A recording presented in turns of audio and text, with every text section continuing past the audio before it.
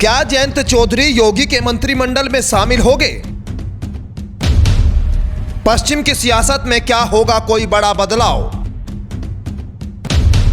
आखिर सीएम योगी के लिए क्यों जरूरी है जयंत? पश्चिम उत्तर प्रदेश की सियासत में यह कुछ ऐसे सवाल है जिनका जिक्र अब राजनीतिक गलियारों में होने लगा है।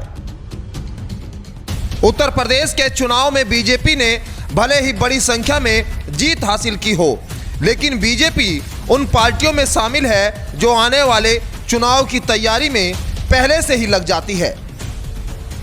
एक और तो बीजेपी उत्तर प्रदेश में नए मंत्रिमंडल की शपथ के लिए तैयार दिखाई दे रही है, वहीं बीजेपी नेतृत्व अब आने वाले निकाय चुनाव पर भी अपनी नजरें बनाए हुए है।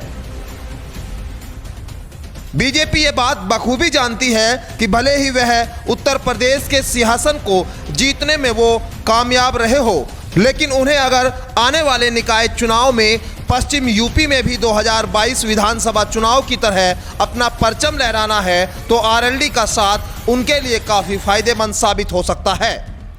क्योंकि किसान आंदोलन के बाद पश्चिम यूपी में बीजेपी को अगर कोई परेशानी में डाल सकता है तो वह सिर्फ आरएलडी ही होगी। इसीलिए बीजेपी आरएलडी से अपनी बात खराब नहीं होने देना चाहती।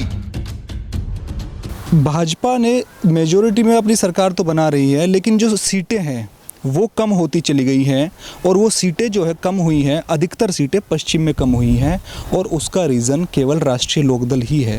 राष्ट्रीय लोकदल जो 2017 में एक सीट आई थी, बाद में उनके जो विधायक थे वो भी भाजपा में शामिल हो गए थे और उसके बाद 0 से लेकर स्टार्ट हुआ और 8 नंबर पर वो आए हैं। यानी अगर इसको देखा जाए तो एक अचीवमेंट है राष्ट्रीय लोकदल के लिए और चौधरी जयंत सिंह के नेतृत्व में ये चुनाव लड़ा गया, राष्ट्रीय लोकदल ने लड़ा गठबंधन के साथ मिलकर, तो बहुत बड़ा अचीवमेंट है। यानी भाजपा की नज़र तो उन पे पहले से ही थी, पहले भी उनको ऑफर किया गया कि आप हमारे साथ आइए, लेकिन जयंत जी ने मना कर दिया था। अब जो कयास लगाया जा रहा है ये इसीलिए है, क्या भाजपा को जो नुकसान पश्चिम में हुआ है उसकी भरपाई के लिए सीटें पूरी होने के बाद भी क्या उनको अपने साथ लेंगी। किसान आंदोलन में भले ही पश्चिम में सपा गठबंधन कोई खास प्रदर्शन नहीं कर पाई हो, लेकिन 2017 के मुकाबले सपा गठबंधन ने पश्चिम की 43 सीटों पर जीत हासिल की है, जिनमें 2017 में एक सीट जीतने वाली आरएलडी ने 8 सीटें जीतकर पार्टी का कद जरूर बढ़ा दिया। इसका सबसे बड़ा कारण किसान आंदोलन ही रहा।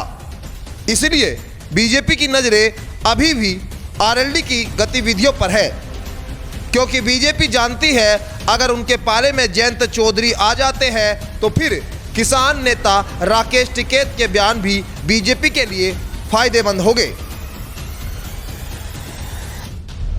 बीजेपी के चाणक्य कहे जाने वाले अमित शाह जयंत चौधरी को बीजेपी में आने का ऑफर पहले भी दे चुके हैं।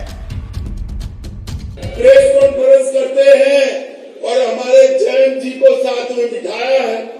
देखा था ना, जयंत चौधरी जी को बिठाया था, दिखाए हमें जयंत चौधरी जी को ऐसा है सरकार तो बननी ही नहीं, ये समझ कर चलना नहीं बननी है। अगर जयंत चौधरी जी के मन में है कि सरकार बनेगी तो अखिलेश बाबू उनकी सुनेंगे। घर गलत चुनने का मतलब ये है कि जयंत लोकदल का जो कैडर है, अगर उनसे आप पूछेंगे क्या अखिलेश को मुख्यमंत्री स्वीकार करते हैं तो वो भी स्वीकार नहीं करते। ये गठबंधन ऊपर का हुआ है, दिल्ली और लखनऊ, जमीन पे गठबंधन नहीं हुआ। बाकी राजनीति में भविष्य की संभावनाएं तो हमेशा खुली रहती हैं। कि जयंत चौधरी जी एक अच्छे युवा नेता हैं, एक अच्छे जिस परिवार का किसानों के लिए संघर्ष रहा उससे ताल्लुक रखते हैं और इलेक्शन के बाद में संभावनाएं हैं और हमेशा हमारे दरवाजे उनके लिए खुले हैं।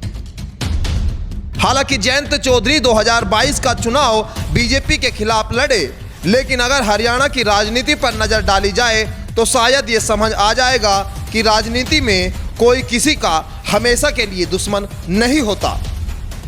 Bureau report, news 80 desk.